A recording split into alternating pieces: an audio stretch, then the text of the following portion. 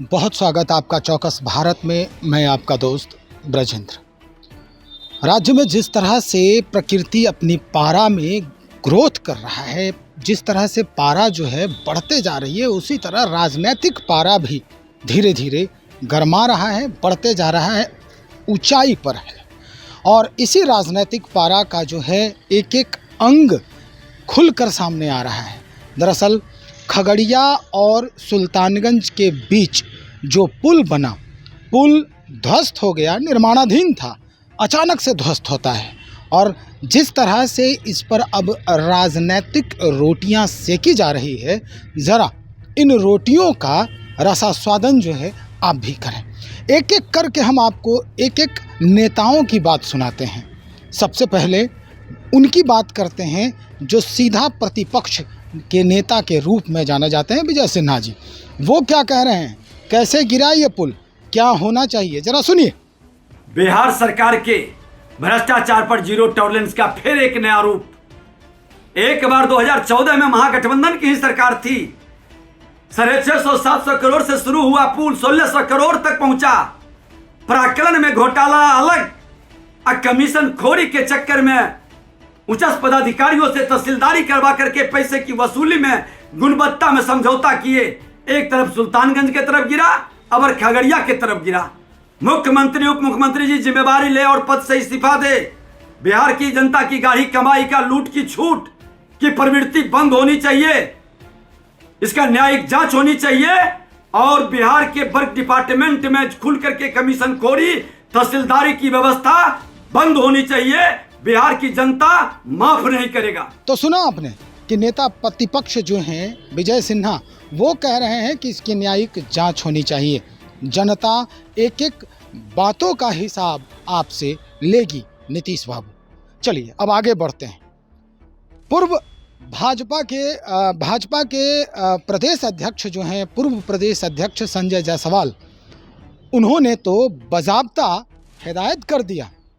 उन्होंने ये कह दिया कि भाई, जिस तरह से हम अनाउंसमेंट सुनते हैं किसी भी प्लेटफॉर्म पे कि यात्रीगण कृपया ध्यान दें, इन्होंने बाकायदा सूचना जारी की है कि भाई अगर आप 2013 से 17 के बीच में निर्माण पुल पर यात्रा कर रहे हैं अपने परिवार के साथ, तो ज़रा सावधानी से यात्रा करें।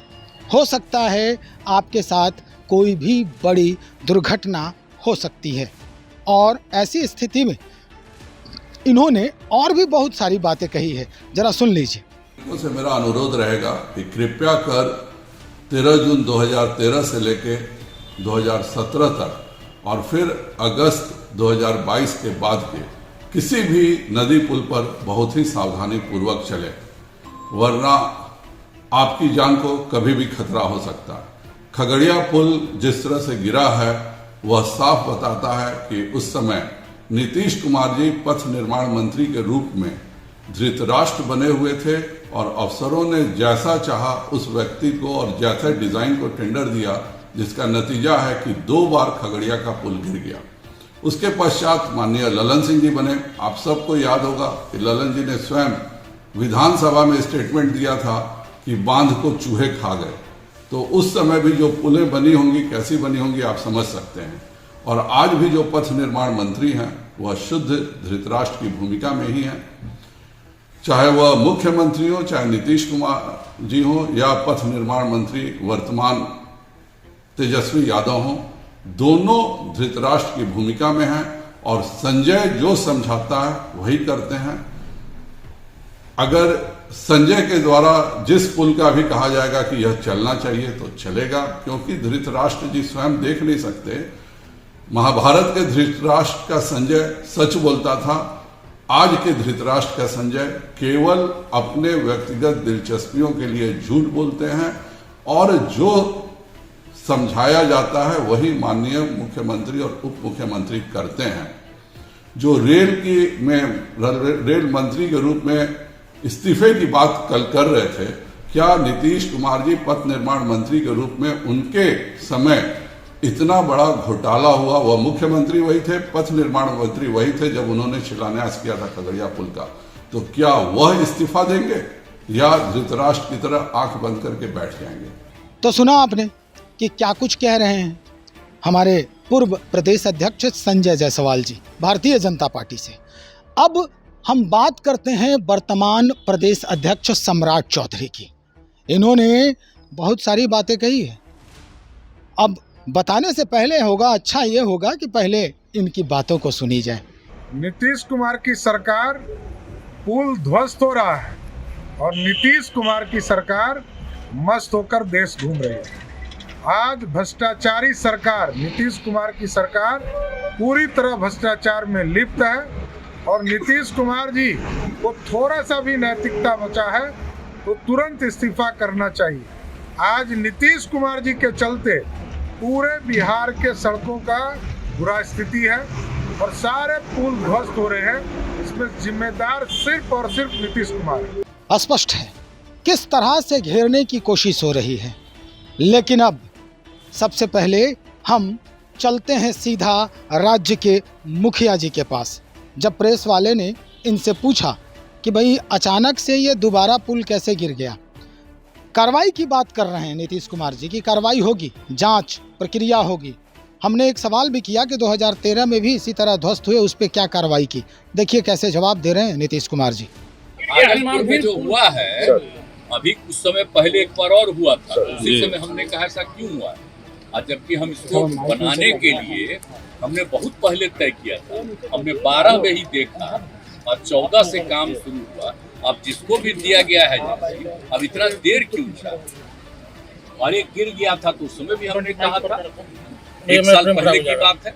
अब फिर जब 2 हो ये फिर गिरा है, कल ही हमको पता चला है, तो तुरंत हमने विभाग के सब लोगों को कहा कि जाकर के देख लीजिए और तुरंत एक्शन लीजिए। ये कोई तरीका नहीं, अब तक तो हो जाना चाहिए था जी। बहुत हो गया है, देर हुआ है, तो काहे के लिए ऐसा कोई होता है जब कोई बना रहा है इतना देर क्यों कर रहा है? नीचे कौन उठा रहा है? कह दिया उसको तत्काल देखिए, और ठीक नहीं बना रहा है, हाथ में दे दो ना, अकेले आ रहा है। तो और मजबूती से बनना चाहिए था, बन करके और तैयार हो जाता। लोगों को कितनी खुशी थी, हम कितना पहले जा करके एक चीज को देख करके कराए हुए, लेकिन जो नहीं हुआ हमको बड़ी तकलीफ है। और अब डिपार्टमेंट अब इस बात को देख लेगा।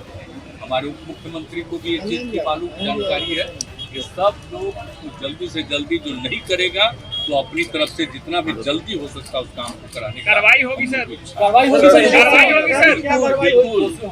हम तो रहे कल ही तो बोल दिए, जैसे ही हमको लोगों आगे कीजिएगा तो मिला वैसे ही तुरंत हमने सबसे बात किया। इसलिए इसके लिए चिंता और जांच करके एक्शन होगा, और जो अगर ठीक से नहीं कर रहा तो उसकी जगह पर कोई दूसरे तरफ से करवाएगा। पहली बार गिरा था तब क्या एक्शन हुआ? बहुत तकलीफ है, आप जान लीजिए। हम तो चाह रहे थे बहुत जल्दी हो जाए, आखिर मेरी इच्छा थी जी। हम सब जगह घूमते थे तो उसी समय हमने कहा ये सड़क ये पुल बन जाएगा। तुम मेरे ऊपर माइक बन जाएगा।